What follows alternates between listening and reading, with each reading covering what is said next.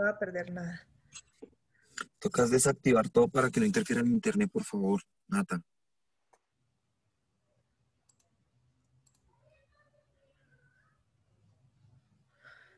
Yo acabo de pedir aquí en mi casa que todo el mundo desconecte celulares, todo, para que no nos vaya a fluctuar más. Sí, eso toca así, profe. Sí, es que algo pasó acá en la zona porque está fluctuando mucho el internet y eso no es normal, y menos a esta hora. Doctora, ¿no puede ser la capacidad de pronto? No lo creo, yo he estado siempre dictando clases en la noche y nunca me había molestado, no entiendo, y siempre ha sido la misma velocidad de internet, entonces no entiendo realmente qué pasó, pero bueno, Ok. vamos a ver, o sea, vamos a intentarlo y lo vamos a lograr, confiando en Dios. Bueno, ya hay 52 adentro, por favor avisen a los compañeros que ingresen, porque en 2 minutos retomo clase como íbamos.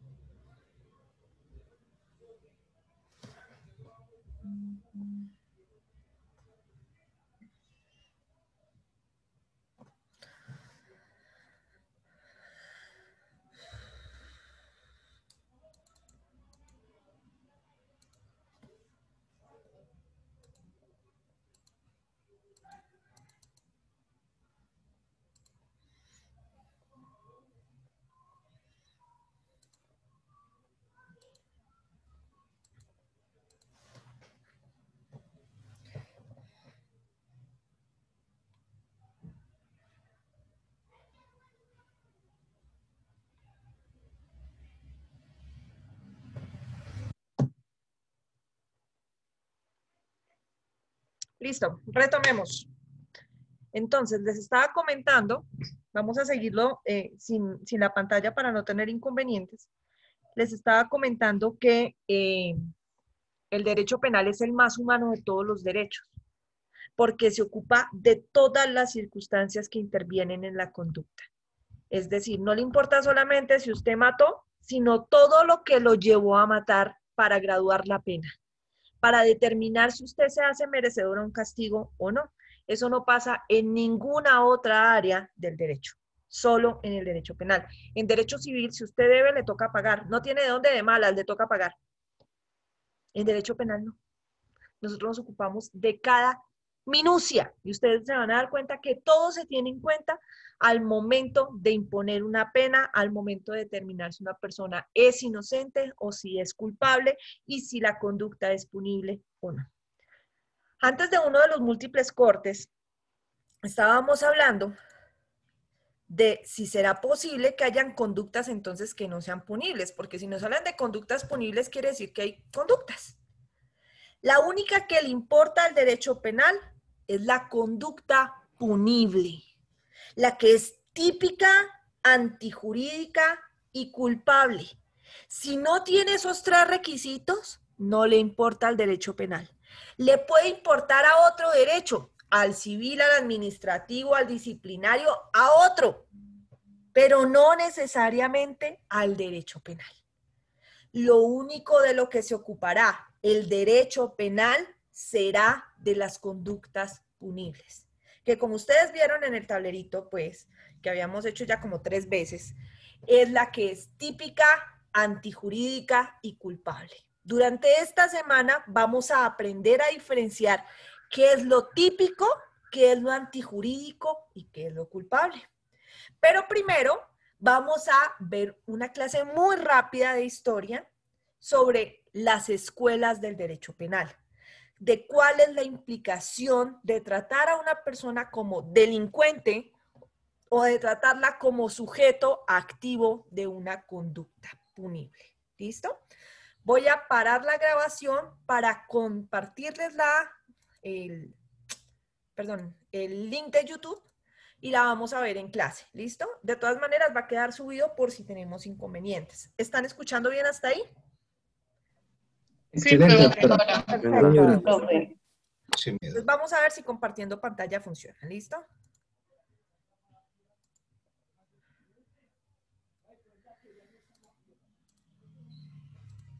Va.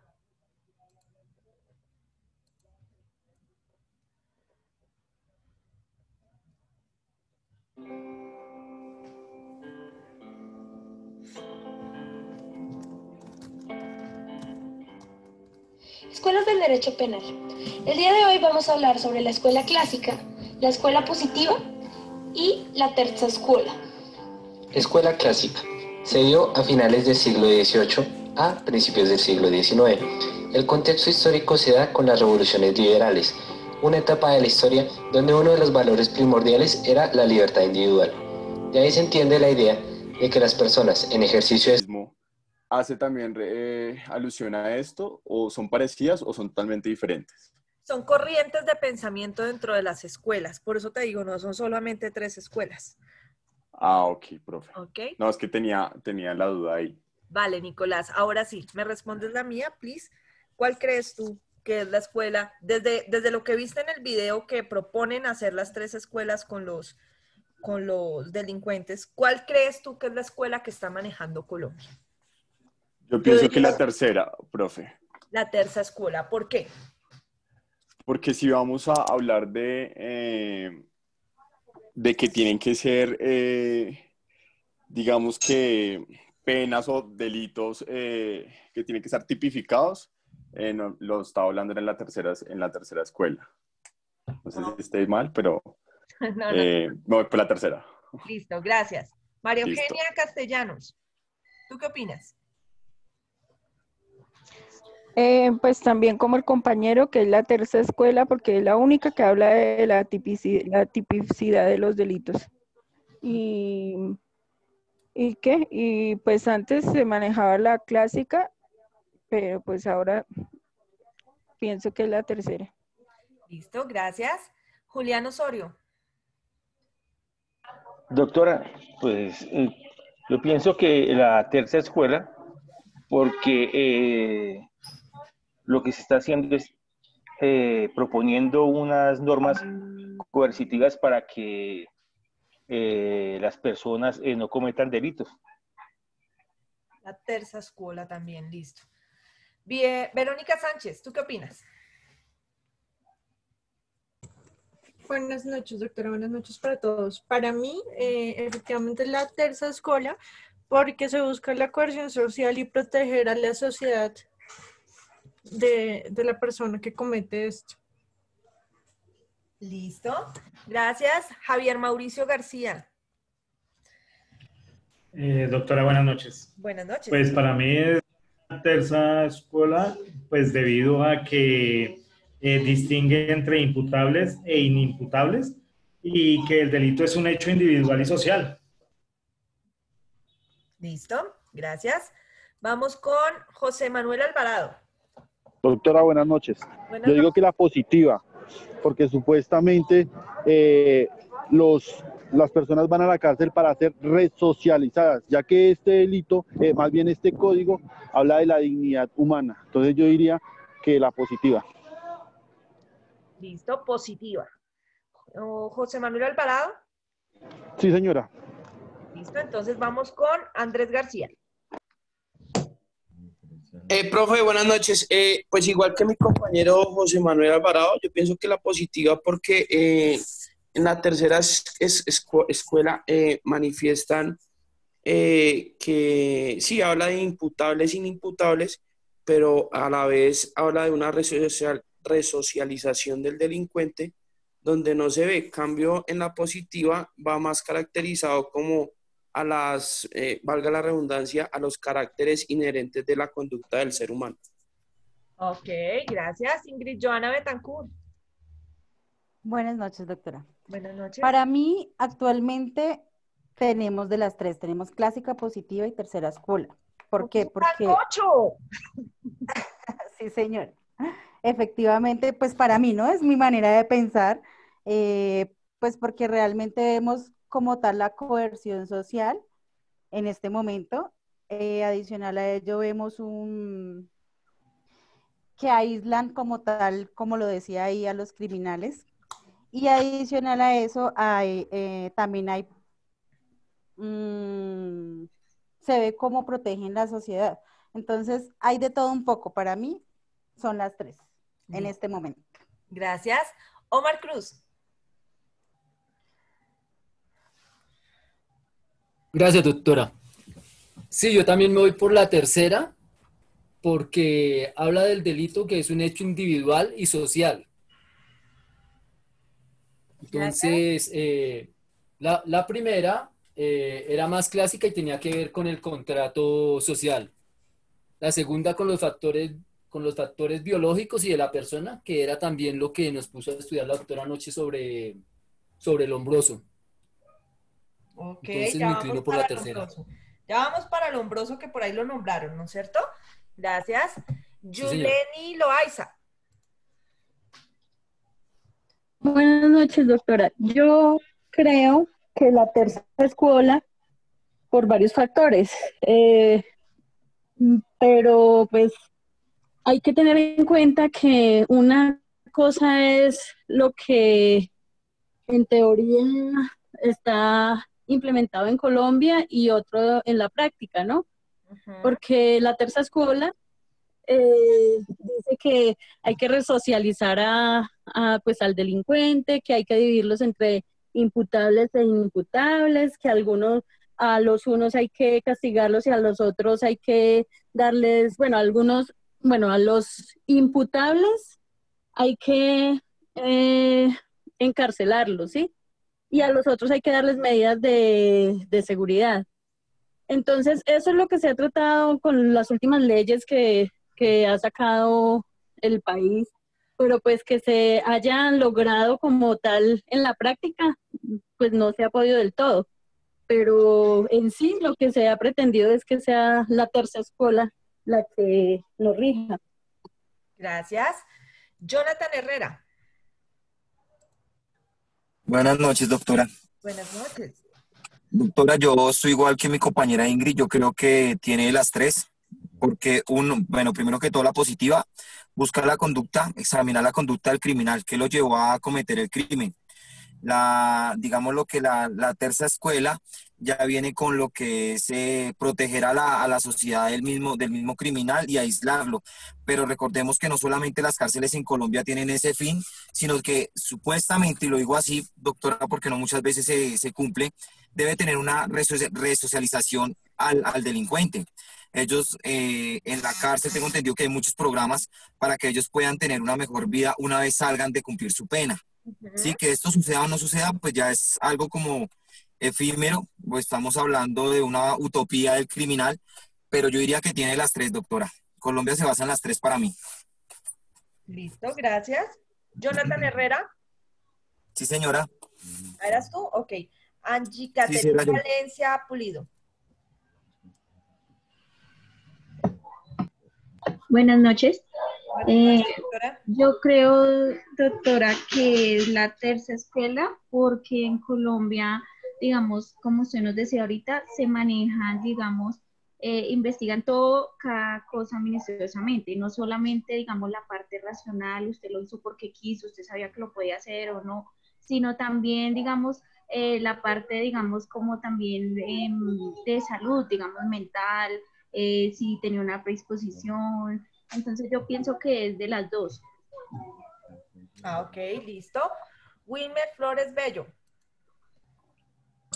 Buenas noches, doctora. Para mí es la tercera escuela porque la tercera escuela mira las causas sociales que llevan a las personas a cometer el delito y también hay la divide entre imputables e inimputables.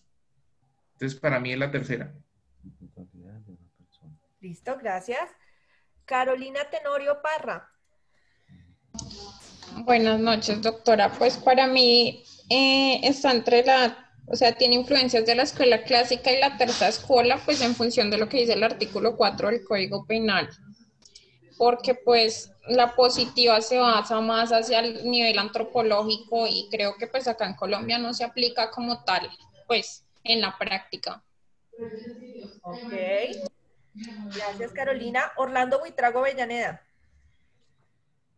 Doctora, buenas noches. Buenas noches. Pues yo digo que es la tercera escuela, porque digamos, se basa más que todo, digamos, cuando van a hacer, digamos, a un juicio o algo así, entonces se basa más que todo en el estado mental de la persona. Y puede que, llegamos, el juez puede llevar a imputabilidad, a la imputabilidad de una persona. Ujú. Entonces, eso es lo que yo pienso. ¿Tú crees que el juez puede llevar a la inimputabilidad? ¿Eso fue lo que te entendí? De una persona, correcto. ¿Por qué? Pues digamos porque no, se basa más que todo en manejar la persona, si de pronto, digamos, por los estados mentales de cada persona, ¿no? Ujú. ¿Pero tú crees que eso le importa al juez? O sea, ¿que es el juez el que determina eso? ¿O tú Pues crees que es quién? en el caso mío, sí, pues eso es lo que yo pienso. ¿Listo? Más adelante vamos a ver si es verdad o no que el juez es el que lo determina, o si de pronto es alguien más, o si es que la Sí. gente viene así. Como ver el estado de cada persona, ¿no? El juez se determina eso, estudia como el estado de cada persona para Ok. determinar, digamos, pues, para llevarlo a juicio, ¿no? ¿Listo? Gracias. Elkin Yesid Morera. Doctora, gracias. Pues yo considero que es la tercera escuela. Indiscutiblemente aquí tenemos un parámetro de cohesión para evitar la anomia y la anarquía, y también tenemos en cuenta el tema de la protección social. En cuanto al tema de la imputabilidad o de las características cognitivas, pues yo sí quiero hacer una aclaración, toda vez que hoy en día tenemos una disyuntiva muy importante con la ley 1996, que finalmente deja un vacío grande en lo que concierne al estado de interdicción o de capacidad psicofísica. Entonces, pues pienso que es la tercera escuela y me llama mucho la atención esa última parte que mencioné por efectos de la ley 1996. Listo, gracias. Fernando Arevalo. Doctora, buenas noches. Buenas noches. Doctora, pues la verdad yo viendo bien, yo voy por la escuela clásica teniendo en cuenta que de ahí empieza el análisis morfológico de las personas a través de César Lombroso.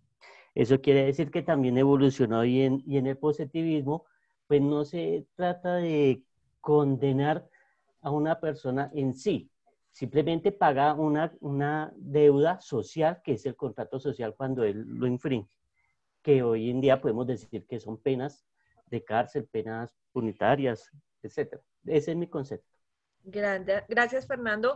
Rosa Agudelo. Sí, doctora, buenas noches. Mira, para mi concepto jurídico, comparto que hoy se maneja la escuela clásica desde el siglo XVII, XVIII, XIX al día de hoy.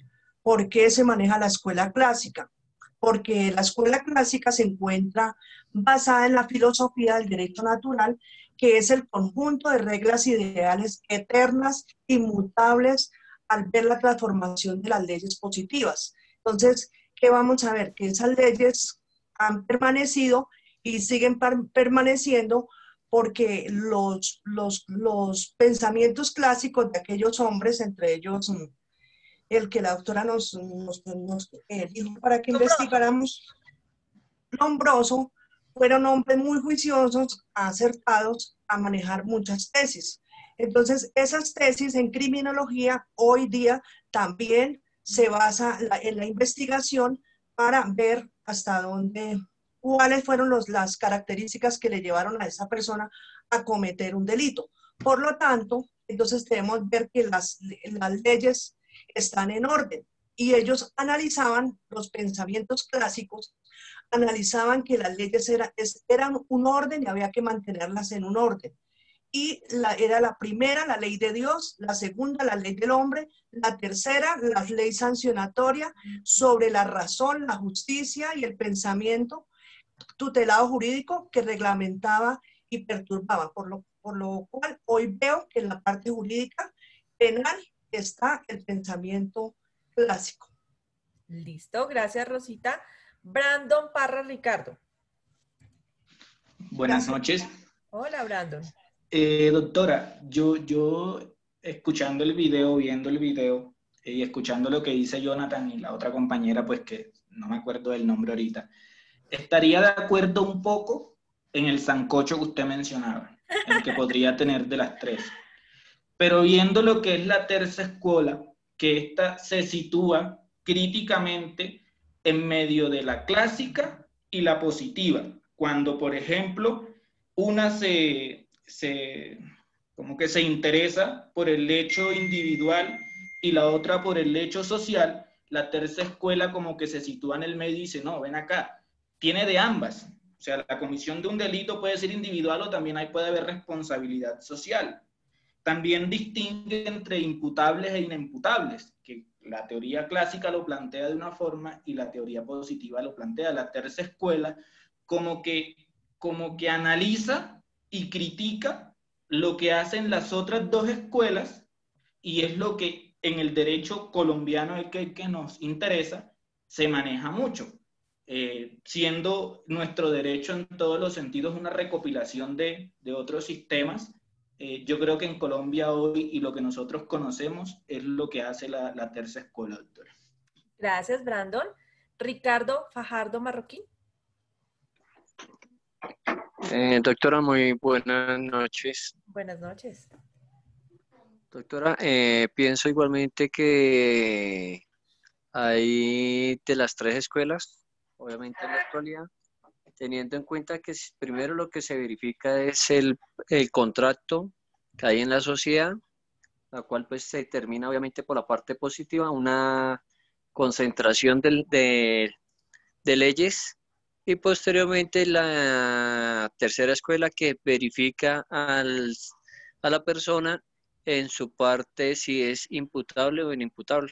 Entonces sería como las tres. O sea, sancocho, ¿sí? Correcto. Listo. Kelly Castro. Hola, profe, buenas noches. Buenas noches. Profe, para mí sería como entre la primera escuela, la que es positiva, y la tercera escuela. ¿Por qué?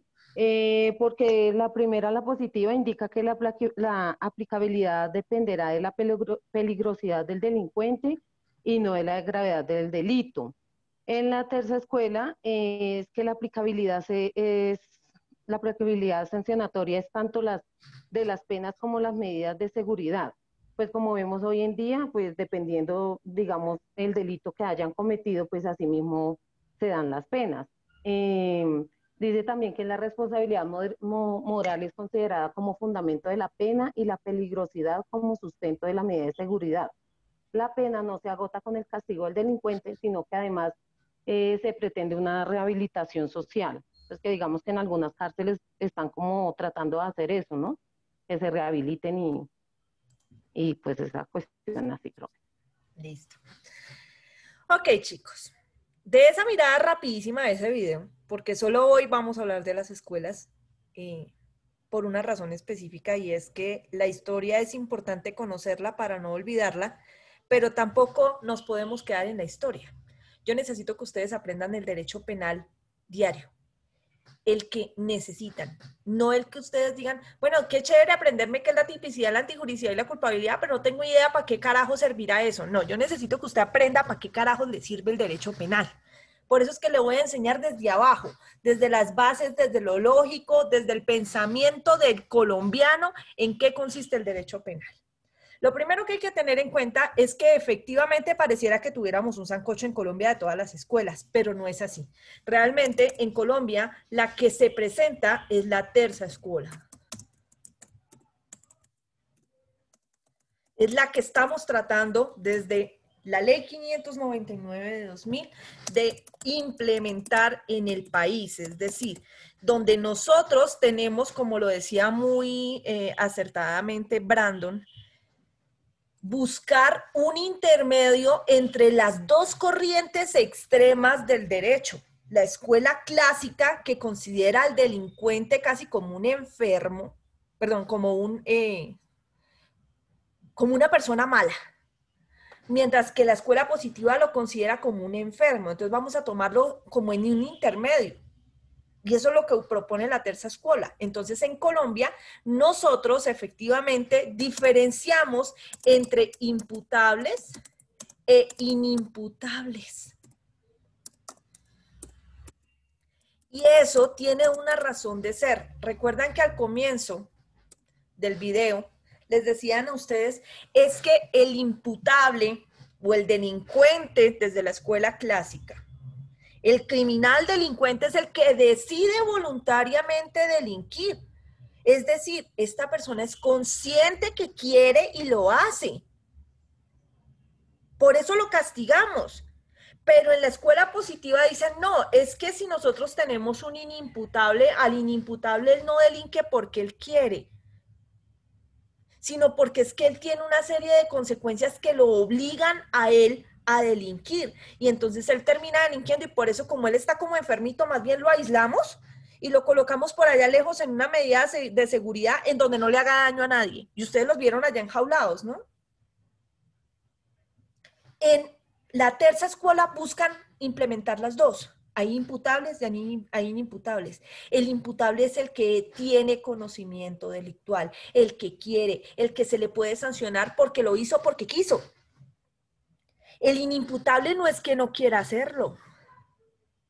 Y entonces vamos a ver cómo la inimputabilidad y la imputabilidad vuelven de nuevo a tener que ver con el asunto de la tipicidad, la antijuridicidad y la culpabilidad de las que vamos a hablar esta semana.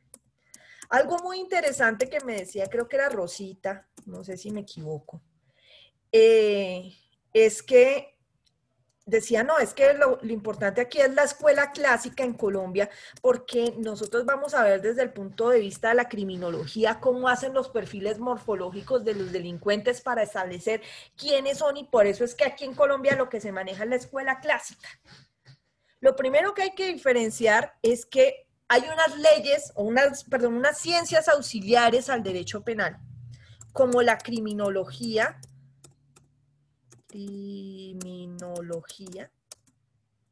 la criminalística, que son completamente diferentes, y las ciencias forenses en general. ¿Listo? Son tres de las grandes ciencias auxiliares del derecho penal. La criminología se ocupa específicamente de la mente de las personas que delinquen. Busca establecer cuáles son las causas por las que las personas delinquen, los efectos que produce el delito. No sé si ustedes han escuchado, porque rara vez hablan de eso en televisión, pero en Colombia existe un Consejo de Política Criminal. ¿Qué quiere decir eso? Que ese Consejo de Política Criminal son criminólogos expertos que ayudan a establecer al Estado cuáles son las conductas que deben ser convertidas en punibles. ¿Cuáles son los riesgos? ¿Cómo hacemos para evitar que los delitos se cometan desde antes? O sea, ¿tenemos que esperar a que este tipo mate o podemos evitarlo desde niño? ¿Qué llevó a Garavito a convertirse en el asesino y violador de niños que era? Si eliminamos las causas, no tendremos más Garavitos. Eso se encarga la criminología. ¿Listo? La criminalística es completamente diferente. La criminalística es una ciencia de investigación del delito. Vamos a buscar si existió o no existió delito, o si existió o no existió conducta punible. Vamos a determinarla si sí o si no. Y para eso nos va a ayudar en parte la criminalística, que hay varias clases de criminalísticas. Bueno, en principio son dos, la criminalística de campo y la criminalística de laboratorio. Entonces, cuando ustedes de pronto algún día van por ahí por la calle y ven por un accidente de tránsito y ven a unos señores así con su traje de seguridad muy parecido a como voy a estar yo el viernes en la práctica, completamente pues cubiertos y levantando evidencias, así como ustedes los ven en las películas y en las series de Netflix. Eso es criminalística de campo, porque están recolectando evidencia para poder ayudar en la investigación. Luego, esas evidencias que se llevan en la criminalística de campo, las analizan expertos en los laboratorios y son las criminalísticas de laboratorio. ¿De dónde salen las famosas ciencias forenses? Como la química forense, la biología forense, la genética forense, la balística forense, todas esas que van encaminadas a ayudar en la investigación. ¿Listo? Entonces, el hecho de que dentro de una de esas ciencias exista la posibilidad de hacer la morfología para aprender a hacer retratos hablados y ayudar en la investigación, no quiere decir que Colombia esté encaminada hacia la escuela clásica, porque recuerden que lo que proponía la escuela clásica es que la gente estaba, perdón, la escuela positivista, es que la gente estaba predestinada por factores biológicos y genéticos a cometer las conductas punibles. Y eso es de lo que vamos a hablar con Lombroso. Porque Lombroso le decía a usted, es que el caricortado es que es el peligroso. La forma en que tiene el cráneo tiene que ver mucho con si usted va a ser delincuente o no. Y aunque usted no lo crea, todos tenemos nuestro lombrosito adentro. Usted ve un tipo con caricortado por ahí, con una cara, como dice usted literal, de delincuente, y usted se cambia de acera. Usted no se le sienta al lado. Pero si ve a un tipo bien arreglado, con corbata, con cara de Brad Pitt, se le sienta al lado. Y ese posiblemente es el que lo va a robar. Nosotros tenemos a nuestro lombrosito adentro. Nosotros creemos que el caricortado siempre es el malo. Entonces, si usted creció en un barrio marginal, si usted vive entre ladrones, usted va a ser ladrón. No, no es así. La tercera escuela rompe ese paradigma y dice, mire, ni es absolutamente individual, no es una decisión individual, no tiene nada que ver con la genética, no tiene nada que ver con la forma como usted se ve, pero sí tiene que ver mucho también con la sociedad. Es parte de las dos. Y eso es lo que impulsa la tercera escuela. Y por eso diferencia entre imputables e inimputables. Los dos van a ser sancionados, los dos van a ser castigados. Pero la diferencia es que los imputables pagarán sus penas en centros carcelarios o en domiciliarias, y los inimputables se les será impuestas medidas de seguridad en centros de rehabilitación, en centros psiquiátricos, en pabellones psicológicos, en hospitales donde se les ayude supuestamente a resocializarse igual que a los imputables. ¿Listo? Eso es lo que parte la tercera escuela. Ustedes tenían una tarea y debían averiguar sobre Lombroso. Entonces vamos a empezar a escuchar qué encontraron sobre César Lombroso. Ahora sí que ya sabemos que es uno de los representantes de una de las escuelas y qué es lo que proponía César Lombroso. Vamos con Andrés García. Profe, buenas noches. Buenas noches. Compañeros, buenas noches. Bueno, lo que yo investigué es César Lombroso. Ese es el apellido de él, porque él se llamaba Echai Marco Lombroso, conocido como César Lombroso. Él nació el 6 de noviembre de 1835 y falleció el 19 de octubre de 1909 en Turín, Italia. Es un criminólogo, como usted lo manifestaba, y médico italiano. Es fundador de la Escuela de Criminología Positiva, conocida en su tiempo como la Nueva Escuela. Es de religioso, de religión ateísmo. También tenemos que ver lo que usted manifestaba, que la Escuela Positiva, lo que él estudiaba era toda la parte de la apariencia del ser humano, como usted lo manifestaba. Él iba más encaminado en ver esta persona que tenía rasgos de identificación, y lo basaba en que era una persona que tenía, que podía ser criminal debido a eso. Ha trabajado en encontrar objetividad científica para medir y cuantificar el comportamiento criminal del ser humano. También lo que manifestamos es que tenía varias hipótesis, como el método científico es una metodología para obtener nuevos conocimientos que caracteriza a la ciencia. Algo importante que se hace referencia a Lombroso, manifiesta que las causas de la criminalidad están relacionadas con causas físicas y biológicas. La concepción del delito como tendencias innatas de orden genético. O sea, él estaba manifestando que, bueno, lo que manifestaba él era que se podía nacer, o bueno, las personas podían nacer con temas de criminal o apariencias criminales. Entonces, por eso estaba él como, o él identificaba a esas personas mediante estos rasgos. Eso fue lo que yo investigué. Pues.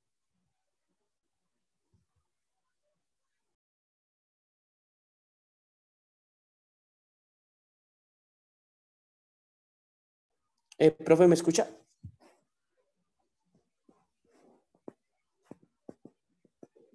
Profe. Oye, apagué mi micrófono y no me di cuenta. Sí, muchas gracias. Vamos con Elkin Morera. Gracias, doctora, muy amable. Gracias. Pues básicamente, complementando lo que dice el compañero, pues sin lugar a dudas se enfocó en el estudio científico de los criminales y hizo énfasis en algunos aspectos significativos. Entre estos, genera ese inicio en el marco de la psiquiatría y la antropología. Entre sus estudios se destaca los realizados en 1871 con relación al delincuente de Vilella como lo mencioné anteriormente, genera como una especie de perspectiva en el marco de las características y cómo éstas inciden de acuerdo a ciertas conductas delictivas. Ok, gracias, Elkin. Carolina Tenorio.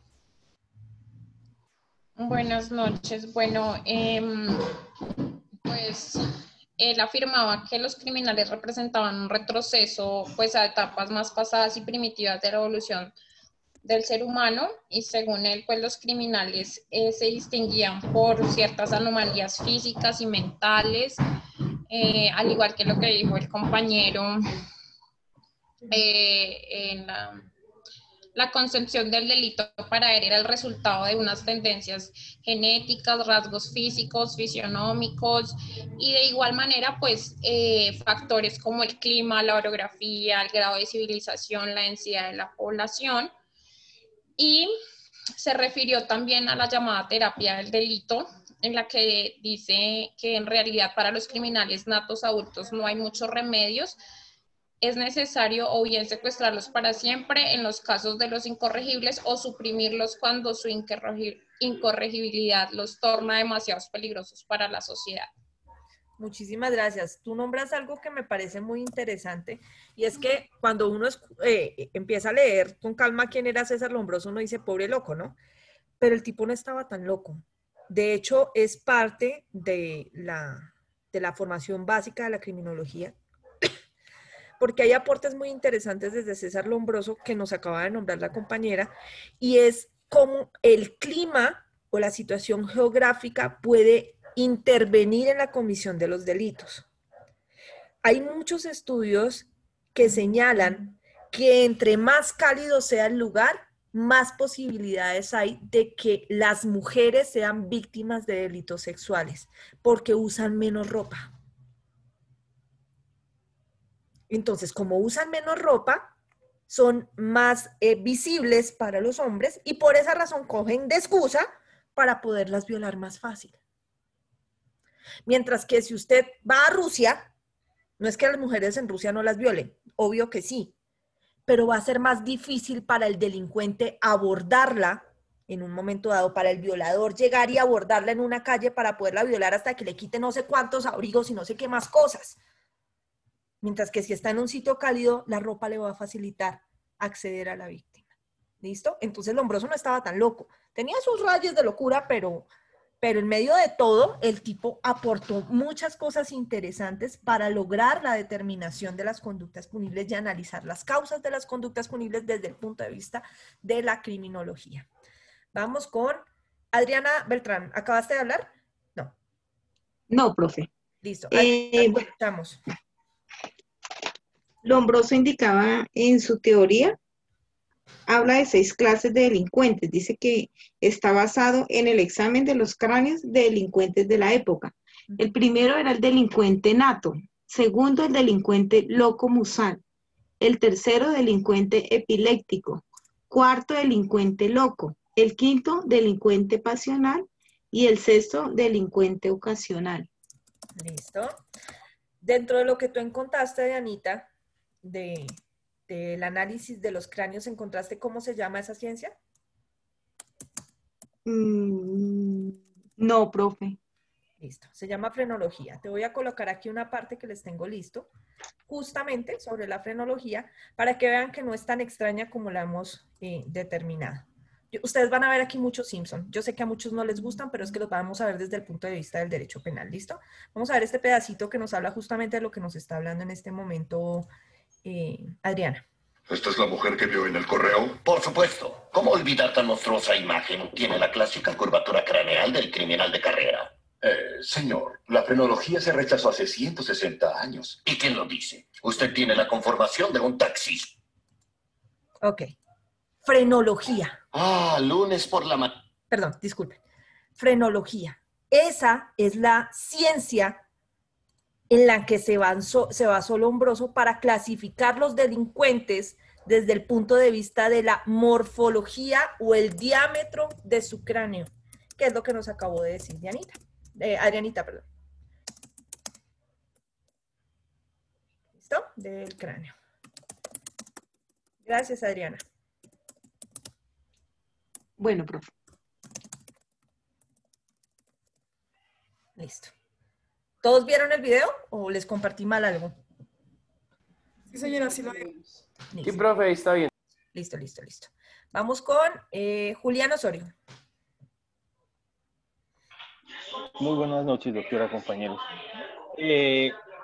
Lombroso decía que la pena tenía como objetivo la defensa social. He entendido como la neutralización del peligro para la sociedad, la cual representan ciertos individuos que no pueden dominar sus tendencias criminales y tiene el fin de intentar una readaptación a los casos en que fuera posible. Se dice que el 15 de abril de 1876 es la fecha oficial en que nace la criminología. Esto ya que ese día Lombroso publicó su tratado antropológico experimental del hombre delincuente. Lombroso torna irrelevante el estudio de la imputabilidad del sujeto, puesto que todos los criminales son inimputables y cuanto menor sea su responsabilidad, mayor es su peligrosidad. Esta idea se opone agudamente a las concepciones más frecuentes entre abogados y juristas a quienes Lombroso criticó, sosteniendo que pretendían aminorar la pena precisamente para los individuos más peligrosos. Listo. Qué interesante lo que nos acabas de decir. Le voy a pedir el favor a uno de ustedes que me ayude ubicando el artículo 306, el 306 del Código de Procedimiento Penal, para que vean la mano de Lombroso en el sistema penal acusatorio en Colombia. ¿Listo? Vamos a ver. Artículo 306 del Código de Procedimiento Penal, Ley 906 del año 2004.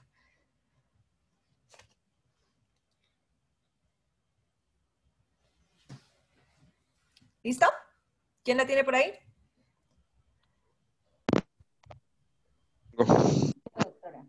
¿Kelly? Ingrid. Ok. Ingrid, listo, dale. Artículo 306. Solicitud de imposición de medida de aseguramiento. Hasta ahí. Escucha, medidas de aseguramiento. Ahora vas a irte, por favor, al artículo 308. Ok. Artículo 308. Requisitos.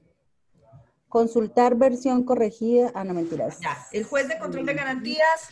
El juez de control de garantías, a petición del fiscal general de la Nación o de su delegado, decretará la medida de aseguramiento cuando de los elementos materiales probatorios y evidencia física corregidos y asegurados o de la información obtenidos legalmente se pueda inferir razonablemente en el imputado puede ser autor o partícipe de la conducta delictiva que se investiga siempre y cuando se cumple alguno de los siguientes requisitos. Primero, de la medida de aseguramiento se muestre como necesaria para evitar que el imputado obstruya el debido ejercicio de la justicia. Segundo, el imputado constituye un peligro para la seguridad de la sociedad o de la víctima. Hasta ahí, gracias. Que el imputado constituye un peligro para la sociedad o para la víctima. Lombroso está ahí. Otra vez, diciéndonos, mire, es que hay unos que son incorregibles porque son un peligro para la sociedad. A esos hay que aislarlos, hay que encerrarlos. Peligro para la sociedad. ¿Y qué es una medida de aseguramiento? Una medida de aislamiento para encerrar a la gente. Ahí está. La escuela positiva está en pleno en la ley 906 del año 2004, que se supone que es el sistema penal acusatorio, que es mucho más humano en Colombia. Estamos hablando de la escuela positiva. César Lombroso no estaba tan loco, ¿no es cierto? Sigamos. Vamos con Rosa Agudelo. Sí, doctora, para no repetir lo que los compañeros han dicho, que yo investigué toda la bibliografía, quiero añadir que Lombroso fue un hombre excelente. Él era médico, era escritor, era criminólogo, era psiquiatra, y él era apasionado por tomar fotos a las personas que estaban encarceladas, y cuando él no podía, él pagaba para que fueran otras personas a tomar los retratos de las personas que estaban presas. Y cogía los retratos, y él en base a esas fotos, él hacía unos estudios, y los estudios, pues de todo lo que los compañeros han dicho, porque ya para no repetir, también hay que decir que en la escuela positiva, la teoría y las causas de la criminología, él la relacionaba con la forma, las causas físicas y biológicas. Y el delito, él decía que era por tendencias innatas, por orden genético, por observaciones, rasgos físicos, y él cuando decía que en los rasgos físicos, decía que eran las personas que eran Rosita, de ovalada, de orejas, ¿cómo, doctora? ¿No me escucha? Rosita, se nos fue el audio. Y ahora sí, ¿qué eran de nariz qué? También él en ese estudio tan juicioso que hacía Lombroso de las fotos y de toda la criminología, él decía que los delincuentes eran, en la forma morfológica, él tenía bastante en cuenta la forma morfológica, que eran de ojos separados, de mentón ancho, frente abultada, nariz chata, orejas hacia los costados. Todo eso estudiaba Lombroso, era muy precioso para estudiar toda esa parte. Entonces, esas eran como las características. Es delincuente según Lombroso, porque esos tipos que describe son horribles. Horribles. Todo feo es delincuente. O sea que por excelencia casi todas las mujeres hemos probado delincuente en este país, porque aquí hay una mano de feos. Pero bueno, sigue Rosita. Y no hablamos de esta clase, ¿no? Aquí en esta clase todos son muy guapos.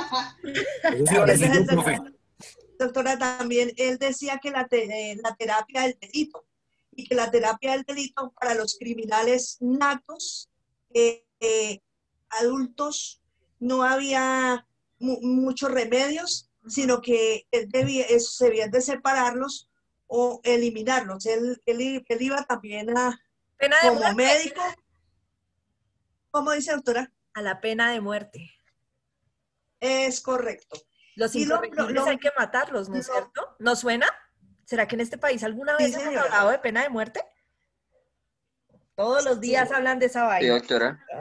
Pena de muerte para los violadores de niños. Siendo un Estado social de derecho. Miren de dónde viene. Sí. Lombroso también como científico y médico decía de sus teorías y estudiaba que la imputabilidad del sujeto y todos los crímenes son imputables y que menor sea su responsabilidad, mayor es su peligrosidad. Listo. Gracias. Fabián Arias.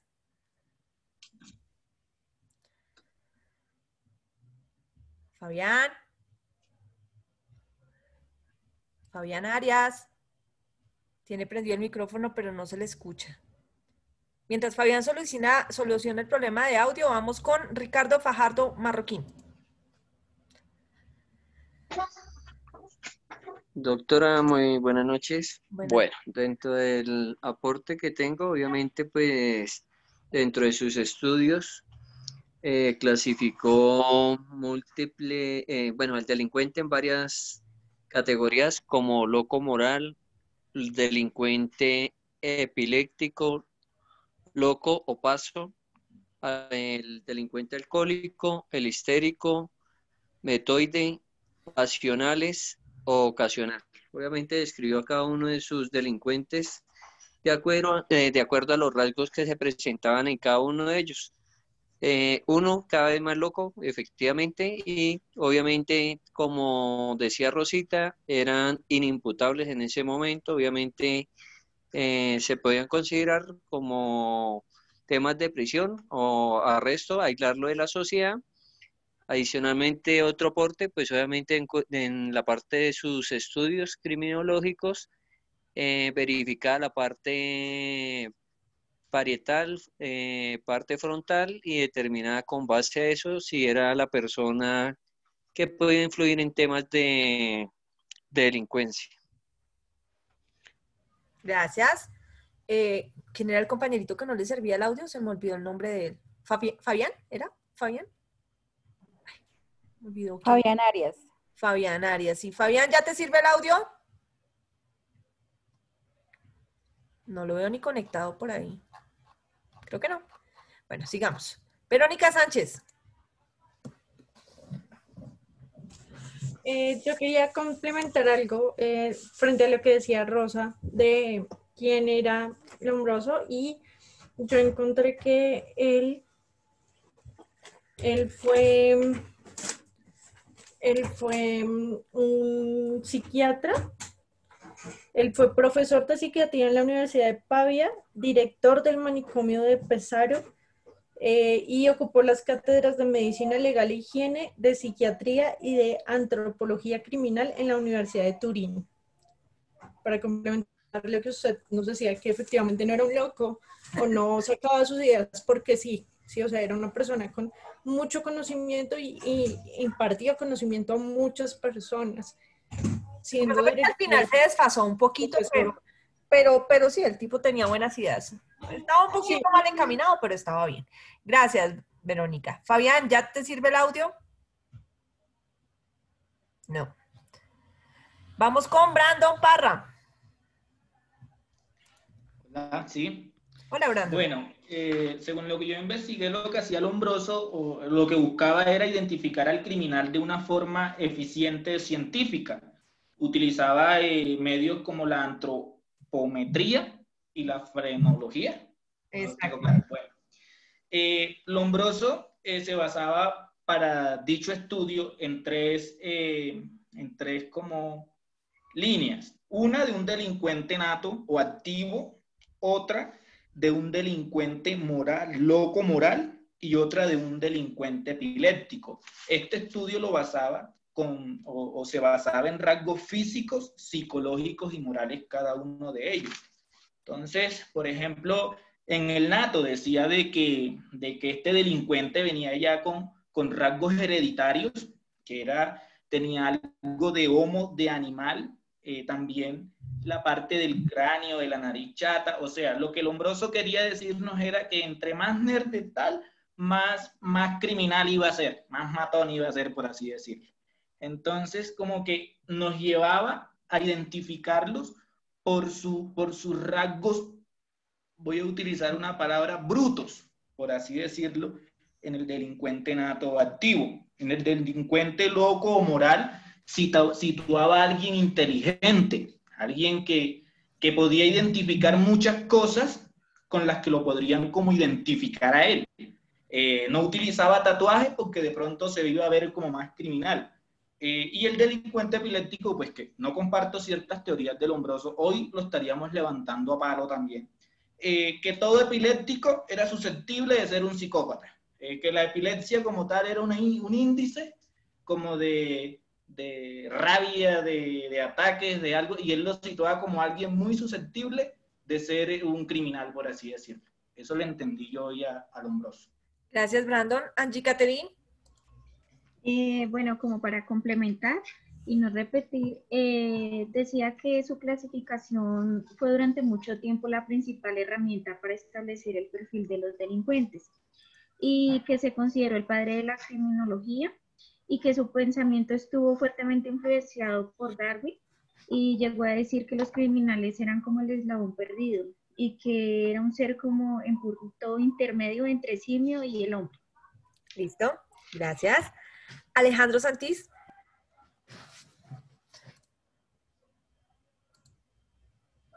Alejandro. Aló. ¿Escuchas? Te escuchamos. Profe, pues para complementar, pues ya lo que han hablado mis compañeros, hubo un detalle que pues a mí me pareció bastante curioso. Y es que Lombroso afirmaba que la criminalidad de los padres podría heredarse.